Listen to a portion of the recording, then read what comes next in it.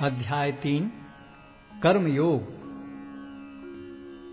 अर्जुन ने कहा, हे जनार्दन, हे केशव, यदि आप बुद्धि को सकाम कर्म से श्रेष्ठ समझते हैं तो फिर आप मुझे इस घोर युद्ध में क्यों लगाना चाहते हैं? आपके व्यामिश्रित उपदेशों से मेरी बुद्धि मोहित हो रही है, अतः कृपा करके निश्चय पूर्वक मुझे बताएं कि इनमें से मेरे लिए सर्वाधिक श्रेयस्कर क्या होगा। श्री भगवान ने कहा, हे निष्पाप अर्जुन, मैं पहले ही बता चुका हूं कि आत्म साक्षात्कार का प्रयत्न करने वाले दो प्रकार के पुरुष होते हैं। कुछ इसे ज्ञान योग द्वारा समझने का प्रयत्न करते हैं तो कुछ भक्तिमय सेवा के द्वारा। न तो कर्म से विमुख होकर कोई कर्मफल से छुटकारा पा सकता है और न केवल संन्यास से सिद्धि प्राप्त की जा सकती है। प्रत्येक व्यक्ति को प्रकृति से अर्जित गुणों के अनुसार विवश होकर कर्म करना पड़ता है, अतः कोई भी एक क्षण भर के लिए भी बिना कर्म किए नहीं रह सकता। जो कर्मेंद्रियों को वश में तो करता है, किंतु जिसका मन इंद्रिय विषयों का चिंतन करता रहता है, वह निश्चित रूप से स्वयं को धोखा देता है और मिथ्याचारी कहलाता है। दूसरी ओर, यदि कोई निष्ठावान व्यक्ति अपने मन के द्वारा कर्मेंद्रियों को वश में करने का प्रयत्न करता है और बिना किसी आसक्ति के कर्मयोग प्रारंभ करता है, तो वह अति उत्कृष्ट है।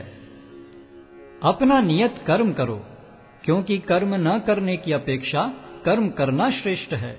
कर्म के बिना तो शरीर निर्वाह भी नहीं हो सकता। श्री विष्णु के लिए यज्ञ रूप में कर्म करना चाहिए, अन्यथा कर्म के द्वारा इस भौतिक जगत में बंधन उत्पन्न होता है। अतः हे कुंती पुत्र, उनकी प्रसन्नता के लिए अपने नियत कर्म करो, इस तरह तुम बंधन से सदा मुक्त रहोगे। सृष्टि के प्रारंभ में समस्त प्राणियों के स्वामी ने विष्णु के लिए यज्ञ सहित मनुष्यों तथा देवताओं की संततियों को रचा और उनसे कहा, तुम इस यज्ञ से सुखी रहो, क्योंकि इसके करने से तुम्हें सुखपूर्वक रहने तथा मुक्ति प्राप्त करने के लिए समस्त वांछित वस्तुएं प्राप्त हो सकेंगी। यज्ञों के द्वारा प्रसन्न होकर देवता तुम्हें भी प्रसन्न करेंगे और इस तरह मनुष्यों तथा देवताओं के मध्य सहयोग से सबों को संपन्नता प्राप्त होगी।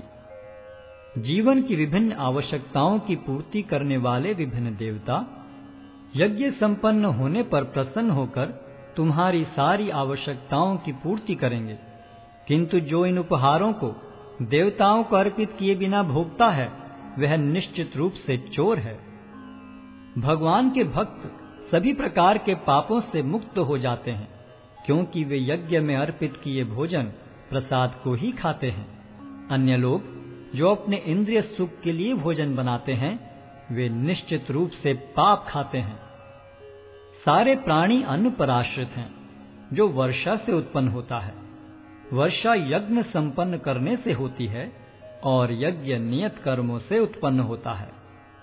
वेदों में नियमित कर्मों का विधान है और ये वेद साक्षात श्री भगवान से प्रकट हुए हैं।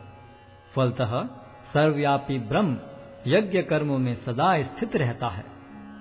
हे प्रिय अर्जुन, जो मानव जीवन में इस प्रकार वेदों द्वारा स्थापित यज्ञ चक्र का पालन नहीं करता, वह निश्चय ही पाप में जीवन व्यतीत करता है। ऐसा व्यक्ति केवल इंद्रियों की तुष्टि के लिए व्यर्थ ही जीवित रहता है। किंतु जो व्यक्ति आत्मा में ही आनंद लेता है तथा जिसका जीवन आत्म साक्षात्कार युक्त है और जो अपने में ही पूर्णतया संतुष्ट रहता है, उसके लिए कुछ कारणीय कर्तव्य नहीं होता।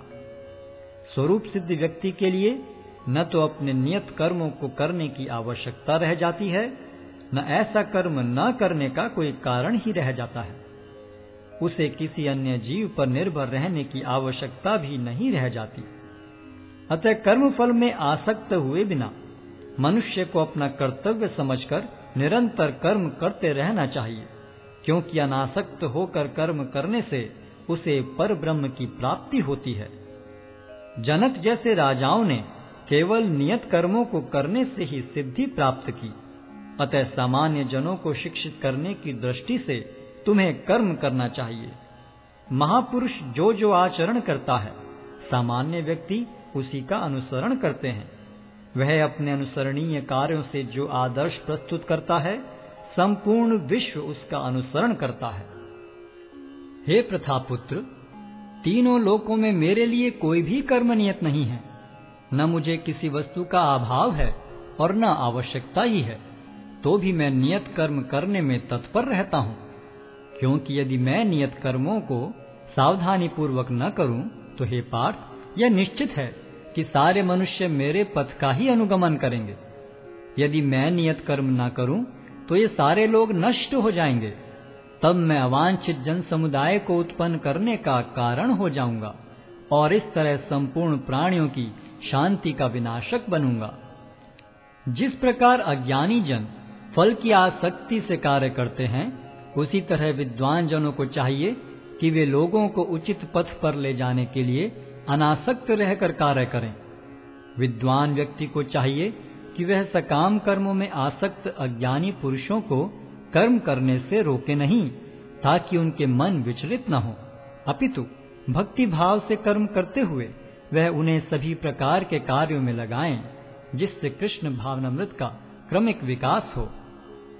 जीवात्मा अहंकार के प्रभाव से मोहग्रस्त होकर अपने आप को समस्त कर्मों का कर्ता मान बैठता है, जबकि वास्तव में वे प्रकृति के तीनों गुणों द्वारा संपन्न किए जाते हैं।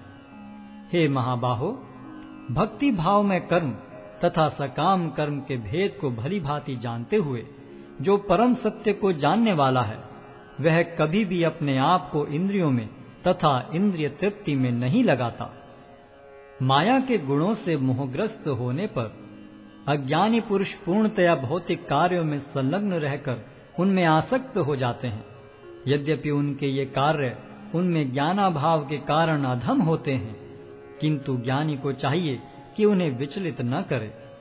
अतः हे अर्जुन, अपने सारे कार्यों को मुझ में समर्पित करके मेरे पूर्ण ज्ञान से युक्त होकर लाभ की आकांक्षा से रहित, स्वामित्व के किसी दावे के बिना तथा आलस्य से रहित होकर युद्ध करो। जो व्यक्ति मेरे आदेशों के अनुसार अपना कर्तव्य करते रहते हैं और ईर्ष्या रहित होकर इस उपदेश का श्रद्धा पूर्वक पालन करते हैं, वे सकाम कर्मों के बंधन से मुक्त हो जाते हैं। किंतु जो ईर्ष्यावश इन उपदेशों की उपेक्षा करते हैं और इनका पालन नहीं करते, उन्हें समस्त ज्ञान से रहित, दिग्भ्रमित तथा सिद्धि के प्रयासों में नष्ट भ्रष्ट समझना चाहिए। ज्ञानी पुरुष भी अपनी प्रकृति के अनुसार कार्य करता है, क्योंकि सभी प्राणी तीनों गुणों से प्राप्त अपनी प्रकृति का ही अनुसरण करते हैं। भला दमन से क्या हो सकता है? प्रत्येक इंद्रिय तथा उसके विषय से संबंधित राग द्वेष को व्यवस्थित करने के नियम होते हैं। मनुष्य को ऐसे राग तथा द्वेष के वशीभूत नहीं होना चाहिए, क्योंकि ये आत्म साक्षात्कार के मार्ग में अवरोधक हैं। अपने नियत कर्मों को दोषपूर्ण ढंग से संपन्न करना भी अन्य के कर्मों को भली भांति करने से श्रेयस्कर है।